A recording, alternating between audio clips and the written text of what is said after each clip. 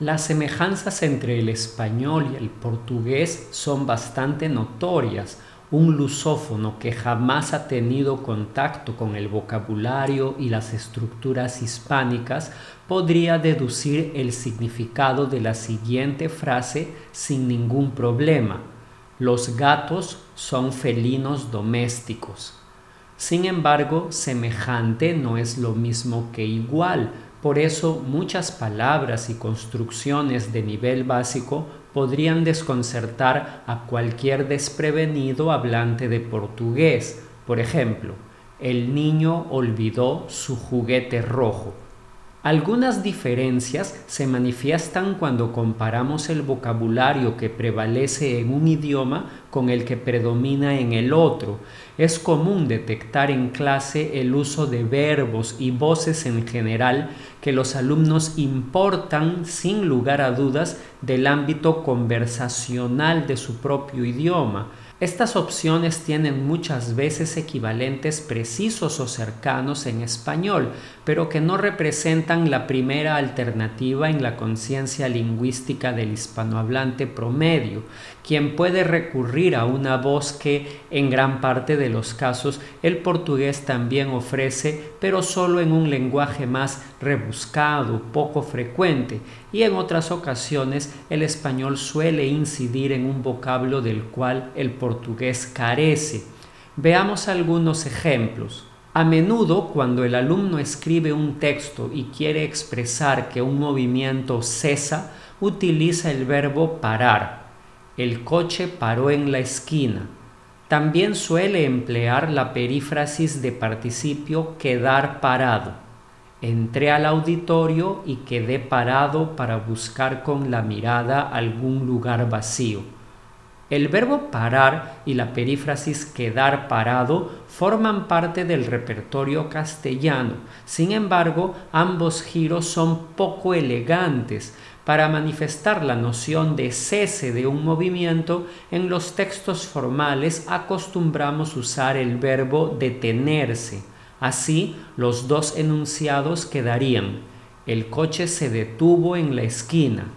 Entré al auditorio y me detuve para buscar con la mirada algún lugar vacío.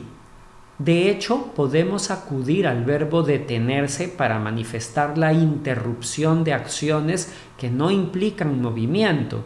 Desde que amaneció, la lluvia no se ha detenido. Hablaban todo el tiempo y solo se detenían cuando el profesor se lo reclamaba. Ya que el portugués nos provee del verbo deter-se, este consejo no te será difícil de recordar. Pasemos a una segunda consideración. El verbo perceber del portugués tiene un íntimo parentesco con percibir del español. Las diferencias son mínimas. A pesar de ello, merecen resaltarse. La versión castellana lleva una i en la raíz, percib, además de ser un verbo de tercera conjugación, o sea, terminado en ir. Una tercera diferencia compete al uso. En portugués, perceber abunda en el lenguaje coloquial, mientras que en español percibir se halla con mayor frecuencia en los escritos formales. El hispanohablante usa habitualmente el verbo notar y la locución darse cuenta de. No se trata de eliminar de tus recursos el verbo percibir, es una excelente opción para tus redacciones, sino de darles un mayor espacio a las otras dos variantes hasta que te acostumbres a utilizarlas con la misma naturalidad de un nativo. Esther notó que todos la observaban. Esther se dio cuenta de que todos la observaban. Con el mismo sentido de notar, darse cuenta de y percibir, podemos emplear un verbo que en un principio puede resultar algo insólito para el nativo de portugués. Me refiero al verbo percatarse. Al igual que detenerse, percatarse es un verbo pronominal, esto es, se usa siempre con un pronombre reflexivo, me, te, se, nos, os, y está dotado del mismo significado que los verbos notar y percibir. Comparte con el segundo de ellos la predominancia en el lenguaje culto y formal.